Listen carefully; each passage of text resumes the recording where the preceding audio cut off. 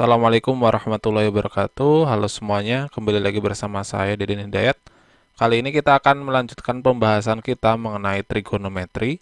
Jika pada video sebelumnya kita sudah membahas mengenai perbandingan sudut pada trigonometri, kemudian sudut-sudut istimewa dan juga kuadran, pada video kali ini kita akan mempelajari mengenai sudut-sudut berelasi. Jadi, bagi teman-teman yang tidak ingin tertinggal updatean terbaru, jangan lupa untuk subscribe dan nyalakan notifikasinya.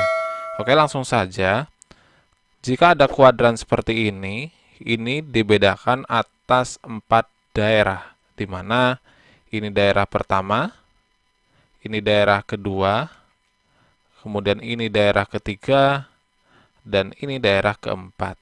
Nah, sekarang untuk daerah pertama, itu dia dari 0 derajat sampai 90 derajat. Kemudian kuadran kedua itu 90 sampai 180. Kemudian kuadran 3 dia sampai 270. Kemudian kuadran 4 dia 270 sampai 360.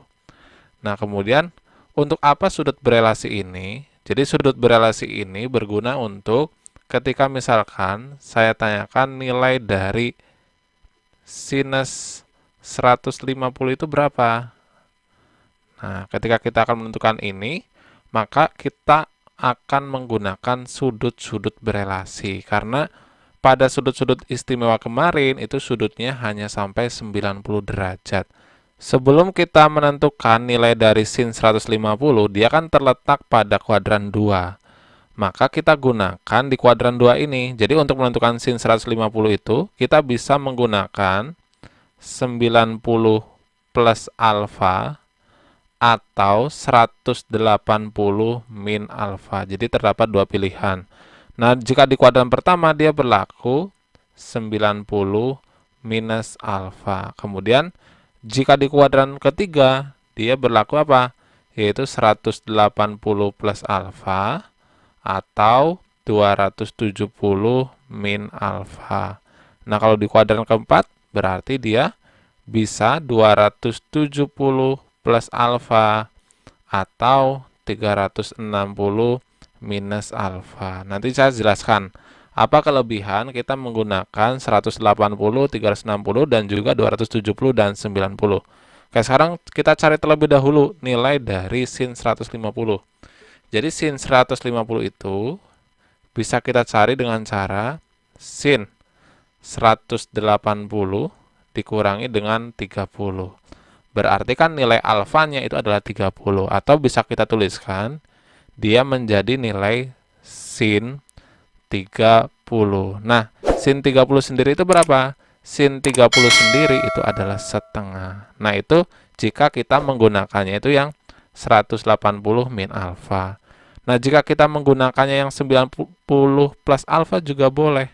Jadi, yang kedua, sin 150 itu bisa kita gunakan juga sin 90 ditambah dengan 60. Tapi ingat, ketika kita menggunakan sin, dia sudutnya berubah menjadi cosinus 60. Nah, cosinus 60 sendiri itu berapa? Itu adalah setengah.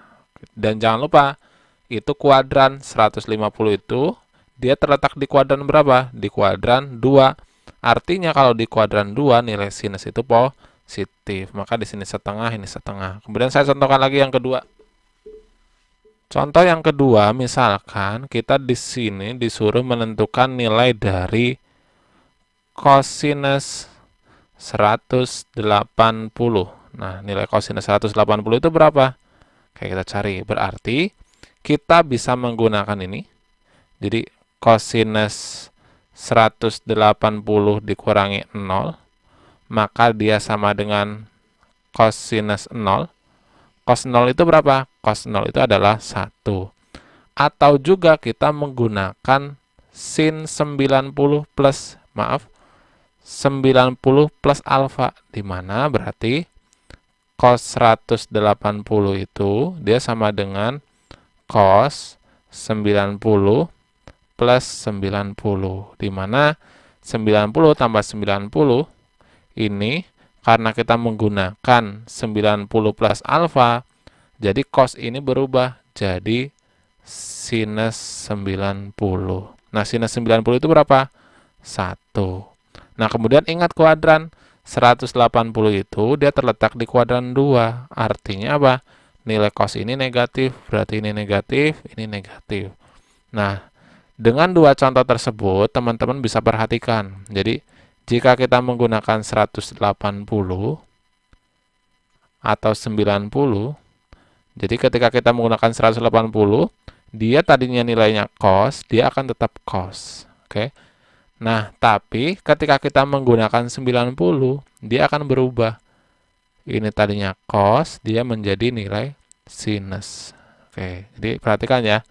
Oke, kita lanjut ke contoh yang ketiga. Untuk contoh yang ketiga, misalkan di sini kita disuruh menentukan nilai dari sin 210. Nah, 210 ini terletak pada kuadran ketiga. Artinya kita bisa menggunakan 180 plus alfa atau 270 min alfa. Jadi 210 ini bisa kita rubah menjadi sin 180 tambah 30. Berarti ini karena menggunakan 180 artinya sinnya tetap, yaitu sin. Tinggal kita perhatikan yang belakang sin 30. Nah, sin 30 itu berapa? Sin 30 itu adalah setengah.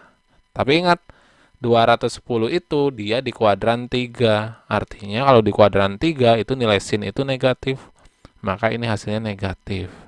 Kemudian yang kedua, kita bisa juga menggunakan yang 270 bahwa sin 210 itu sama dengan sin 270 dikurangi dengan 60.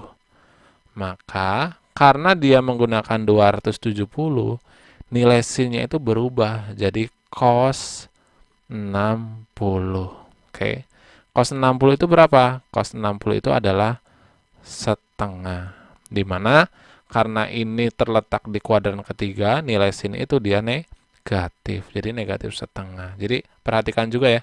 Ketika kita menggunakan 270, nilai sin-nya juga berubah. Tapi ketika kita menggunakan 180, nilai sin-nya itu tetap. Oke, kita lanjut ke contoh yang keempat. Untuk contoh yang keempat, misalkan di sini ditanyakan nilai cos dari 315. Oke. Sekarang 315 itu terletak di kuadran 4. Maka kita bisa menggunakan 360 minus alfa atau 270 plus alfa. Jadi kita misalkan menggunakan 360 terlebih dahulu. Jadi ini menjadi cos 360 dikurangi 45. Jadi ini sama juga dengan cos 45. Nah, cos 45 itu berapa?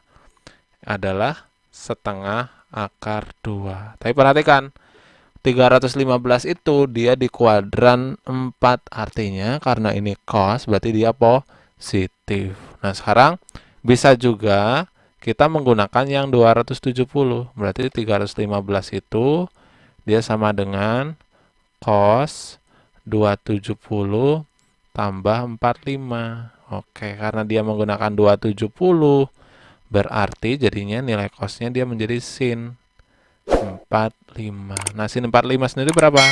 Setengah akar 2. Positif apa negatif? Positif, karena yang ditanyakan itu nilai cos 315 derajat. Dia berada di kuadran 4. Jadi teman-teman, untuk sudut-sudut berelasi ini, jika ada soal disuruh menentukan nilai dari sinus, kosinus, atau tangen, itu hal pertama yang harus teman-teman lakukan yaitu gunakan terlebih dahulu 180 min alfa atau 180 plus alfa atau 360 min alfa. Kenapa? Karena agar fungsinya itu nggak berubah. Tadinya cos menjadi cos, tapi ketika kita menggunakan 90 sama 270 dia berubah. Tadinya cos dan menjadi sin. Dan perlu teman-teman perhatikan juga letak dari kuadrannya. Karena letak dari kuadran itu dia berpengaruh terhadap nilai positif ataupun negatif. Oke, semoga video kali ini bermanfaat. Silakan jika ada pertanyaan bisa dituliskan di kolom komentar dan terima kasih.